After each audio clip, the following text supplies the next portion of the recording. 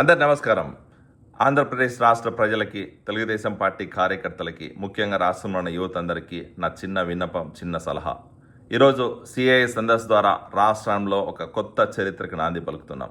గతంలో ఎన్నడూ లేని విధంగా, మళ్ళీ ఎప్పుడు జరుగుతుందో తెలియని విధంగా ఈరోజు గతానికి భిన్నంగా రాష్ట్ర దిశ మార్చడానికి మా నాయకులు చంద్రబాబు నాయుడు గారు, నారా లోకేష్ గారు అకుంఠిత దీక్షతో పనిచేస్తున్నారు.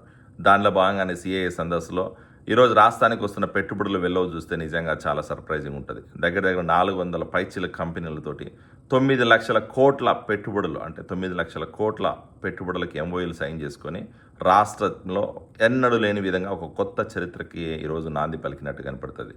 ఈరోజు సిఐఏ సందర్శ ద్వారా రాష్ట్రానికి వచ్చిన పెట్టుబడులతోటి యువగలం హామీ అవ్వచ్చు, లేదా రాష్ట్ర ఎన్నికల సమయంలో ఇచ్చిన హామీ నిలబెట్టుకునే భాగంగా యువతకి 20 లక్షల ఉద్యోగాల కల్పనే ధ్యేయంగా అకుంఠిత దీక్షతో పనిచేస్తున్నారు మా నాయకులు చంద్రబాబు నాయుడు గారు, నారా లోకేష్ గారు. ఈరోజు ముఖ్యంగా చెప్పుకోవాల్సింది ఏంటంటే, ఇక్కడ రాష్ట్రానికి వచ్చిన పెట్టుబడులు చూస్తే గతానికి భిన్నంగా జరుగుతుంది. గతంలో సిఐఏ సందర్శలో వైసీపీ ఏదైతే ఎన్ని లక్షల కోట్లు పెట్టుబడులు వచ్చాయో, ఆ పెట్టుబడులు ఎన్ని లక్షల కోట్లు మెటీరియలైజ్ అయ్యో, ఎంతమంది వచ్చి రియల్గా ఇన్వెస్ట్ చేశారో మనం చూసాం. బట్ ఈరోజు ఆ పరిస్థితి లేదు. ఎందుకంటే ఇక్కడ ఎక్కడ ఫేక్ న్యూస్ క్రియేట్ చేయట్లేదు, ఎక్కడెక్కడ ఫేక్ ఆర్టిస్టులు వచ్చి ఇన్వెస్ట్మెంట్ చేస్తున్నామని చెప్పలేదు, ఇక్కడెక్కడ ప్రశాంత్ కిషోర్ మనుషులు వచ్చి సూటు బూట్ వేసుకొని హడావిడి చేయట్లేదు. Real investors, real global investors, ఈరోజు ప్రపంచవ్యాప్తంగా ఉన్న ప్రతి ఒక్క ఇన్వెస్టర్స్ కూడా ఆంధ్రప్రదేశ్ వైపు చూసే పరిస్థితి. దానికి కారణం నాయకత్వం, దానికి కారణం ఈరోజు స్టేబుల్ గవర్నమెంట్, దానికి కారణం చంద్రబాబు నాయుడు గారి విజనరీ లీడర్షిప్.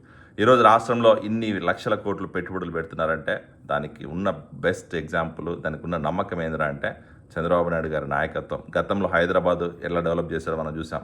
గతంలో హైదరాబాద్ సైబర్ టవర్స్ కట్టినప్పుడు కూడా చాలామంది సోకాల్ ఇంటలెక్చువల్స్ అవ్వచ్చు, అనలిస్టులు చెప్పారు ఏంటంటే ఎక్కడో అడవిలో కడుతున్నారు, కొండల్లో కడుతున్నాడు, ఎవడు అక్కడికి ఉంటాడని చెప్పి అనరి. ఈరోజు ఆ సైబరాబాద్ నగరం అక్కడ ఏర్పాటైందంటే దానికి కారణం, దానికి బీజం వేసింది సైబర్ టవర్స్. ఆ రోజు హైటెక్ సిటీ కట్టాడు కాబట్టే దాని చుట్టూ ఈరోజు సైబరాబాద్ అనే ఒక పెద్ద నగరం ఎస్టాబ్లిష్ అయింది. ఈరోజు సైబరాబాద్లో ఇన్ని లక్షల మంది పనిచేస్తున్నారంటే దానికి కారణం ఈరోజు అక్కడికి వచ్చిన ఐటీ కంపెనీస్. ఈరోజు రాష్ట్రానికి కూడా అదే పరిస్థితి ఉంది. ఆంధ్రప్రదేశ్ రాష్ట్రానికి కూడా అదే ముఖ చిత్రం క్రియేట్ చేయడం కోసం ఈరోజు రాష్ట్రానికి గూగుల్ అవ్వచ్చు, ఇన్ఫోసిస్ అవ్వచ్చు, టీసీఎస్ అవ్వచ్చు, అమెజాన్ అవ్వచ్చు, లేకపోతే ఈరోజు డేటా సెంటర్స్ వచ్చినాయి, క్వాంటమ్ వ్యాలీ వస్తుంది. అలాగే ఈరోజు రాష్ట్రానికి కొత్తగా వచ్చిన రెన్యూ ఎనర్జీ అవ్వచ్చు, రిలయన్స్ కంపెనీ అవ్వచ్చు, లేదా బ్రూక్ ఫీల్డ్ అవ్వచ్చు, ఇవన్నీ కూడా రాష్ట్రాన్ని దిశ మార్చడానికి మనకి చాలా ఉపయోగపడతాయి. ఈరోజు రాష్ట్రంలో అకుంఠిత దీక్షతో రాష్ట్ర భవిష్యత్తును మార్చడం కోసం, యువత భవిష్యత్తు మార్చడం కోసం ఇంత కష్టపడి పనిచేస్తున్న నాయకత్వానికి సపోర్ట్ చేయాల్సిన బాధ్యత ప్రతి ఒక్క పౌరుడి మీద ఉంది, ప్రతి ఒక్క యువత మీద ఉంది, ప్రతి ఒక్క తెలుగుదేశం పార్టీ కార్యకర్త మీద ఉంది. ఈరోజు వైఎస్ఆర్సీపీ నాయకులు అవ్వచ్చు, లేదా ప్రతిపక్షంలో మాయలో, లేకపోతే వాళ్ళకి ఇంటలెక్చువల్ మాయలో సపోర్ట్ చేస్తున్న సోకాళ్ళందరికీ కూడా మనము సమాధానం చెప్పాల్సిన అవసరం ఉంది. ఈరోజు వాళ్ళు ప్రజల్లోకి వెళ్ళి ఒక ఫేక్ నెరేటివ్ తీసుకెళ్తున్నారు. ఇవన్నీ కూడా ఏంటంటే బూటక ఎంఓయూలు, దీనివల్ల నిజంగా ఇన్వెస్ట్మెంట్స్ రావట్లేదు. ఇదన్నీ కూడా ఏంటంటే వాళ్ళ ఓటు బ్యాంక్ రాజకీయం కోసం, వాళ్ళ స్వార్థం కోసం చేస్తున్నారని చెప్పి ఒక ఫేక్ నెరేటివ్ని ప్రజలకు తీసుకెళ్ళని ప్రయత్నం చేస్తున్నారు. దాన్ని తిప్పికొట్టాల్సిన అవసరం ఉంది. ఎందుకంటే ఇక్కడ ఎవరు వచ్చి డమ్మీ ఇన్వెస్టర్స్ ఇన్వెస్ట్ చేస్తామని చెప్పలేదు. ఇంకోటి ఏంటంటే ప్రభుత్వం కంటే ముందే ఈరోజు కంపెనీ వెబ్సైట్స్లో అవ్వచ్చు, కంపెనీ బ్లాగ్స్లో అవ్వచ్చు, కంపెనీ అఫీషియల్ పేజీల్లోనే ఈరోజు ఆంధ్రప్రదేశ్ రాష్ట్రంలో ఇన్వెస్ట్ చేస్తున్నామని చెప్పి చెప్తున్నారు. అది మేము తెస్తున్న ఇన్వెస్ట్మెంట్స్ మీద ఉన్న క్రెడిబిలిటీ, అది మాకున్న నమ్మకం. ఈరోజు మా నాయకుడు చంద్రబాబు నాయుడు గారు నాయకత్వం ఎలా ఉందంటే ఈరోజు పక్క రాష్ట్రాలు కూడా భయపడే పరిస్థితి. పక్క రాష్ట్రాలు ఈరోజు కర్ణాటక, తెలంగాణ, తమిళనాడు, ఒరిస్సా, బార్డర్లో ఉన్న మహారాష్ట్ర, వీళ్ళందరూ కూడా ఏంటంటే ఇండియాకు వస్తే ఫస్ట్ ఇన్వెస్ట్మెంట్ అన్నీ కూడా ఆంధ్రప్రదేశ్ వైపు చూసే పరిస్థితి. ఇన్వెస్టర్స్ అందరూ కూడా ఆంధ్రప్రదేశ్ వైపు చూసే పరిస్థితి. వాళ్ళు ఎలా అట్రాక్ట్ చేస్తున్నారా అని చెప్పి, వాళ్ళ గేమ్ ప్లాన్ ఏందిరా అని చెప్పి నారా లోకేష్ గారు ఎట్లా అట్రాక్ట్ చేస్తున్నారు వాళ్ళకి అర్థం కాక కింద మీద పడే పరిస్థితి ఉంది ఈరోజు. అలాంటి పరిస్థితుల్లో రాష్ట్రానికి ఇంత కష్టపడి పెట్టుబడులు తెస్తున్న మన నాయకుల్ని, మన కూటమి ప్రభుత్వాన్ని, మన ఈరోజు రాష్ట్ర భవిష్యత్తుని కాపాడుకోవాలంటే అది కేవలం మన చేతిలో ఉంది.